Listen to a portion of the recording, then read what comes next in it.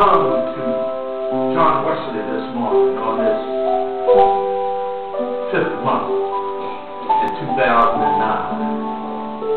Oh Lord, we look up to you this morning. As we look through the raindrops and look through the clouds this morning, we say thank you, Jesus, for your brother from our mighty, mighty, mighty, mighty long way.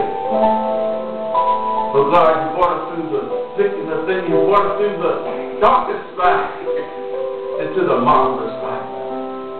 We thank you this morning, oh God, because you've been so good to us, and you've been better to us than we've been to ourselves, oh God. We thank you for the choir this morning. We thank you for our musicians this morning. We thank you for our photographer this morning. We thank you for our pastor this morning. We thank you for our usher this morning. We thank you for our winning congregation this morning. We thank you for our church family this morning. We thank you for you, oh Master, who walk with us and talk with us, and the joy that we share. Let me tell you that none other has ever done. We thank you for our communion steward this morning, oh God. Ready to serve. Oh God, we thank you. Thank you for this day that we can come together and sip from the cup this morning and break bread together. We thank you and praise your holy name. I thank you because I'm able to stand before you this morning, oh God, and say thank you. Somebody can't say thank you this morning. Somebody that can't come out this morning. Somebody that can't sip from that cup this morning. Oh Lord, but I thank you. Oh God, be with us as we go through this service this morning.